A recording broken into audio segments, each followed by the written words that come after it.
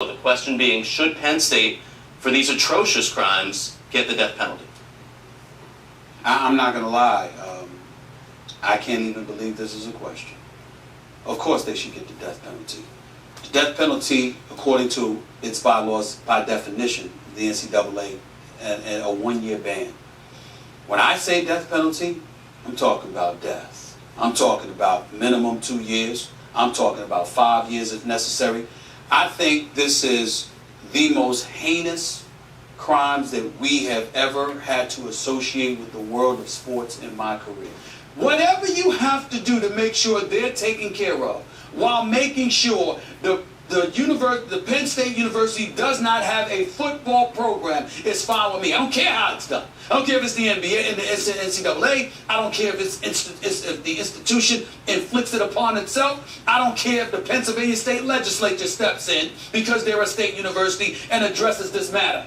Because anytime you think about Penn State, you're going to think about Joe Paterno. You're going to think about its football program. Jerry Sandusky was a former defensive coordinator. Joe Paterno, God rest his soul, was the head coach. Okay? This has football written all over it. To act like it doesn't have anything to do with sports is insulting to a child's intelligence, let alone that of an adult. It is ridiculous. It should immediately be addressed, and it should be imposed as expeditiously as possible. And I'm talking minimum of 2 years, 5 years. 5 years?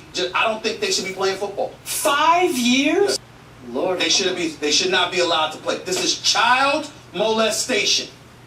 I want to emphasize that. For 14 years, they allowed it to happen. Off with them. Done. You trying to tell me from the janitor to contemporary, to colleagues of the janitor, to the head football coach, to the athletic director, all the way up to the president's office, only 6 people knew while this man was allowed to run on campus for 14 years? Children were molested here. Molested. There is no way around this. And it's directly connected to the football program. And to protect the football program, and let's not be foolish here. They weren't just doing it to protect their name. They were doing it to continue making those dollars. When all of this stuff came down, they were just bragging weeks or days before the free report came out how they generated $208 million for the university, because that was the way for everybody to sit there and say, we will still stand tall no matter what, and people will still support us, and they'll still give us money. I'm saying shut it down. You cannot sit around and allow anybody to believe there is not the most hefty price paid for child molestation. I'm going to remind you. It cannot happen. Last point. 25 years ago, the NCAA finally said, SMU, that's enough. You've cheated and cheated and cheated. We're shutting you down. And guess what? SMU never has recovered. They're a shell of their former selves, even today. Just remember that. That's what happens with the death penalty. So you know what? For child molestation, so what? Good riddance. Good riddance.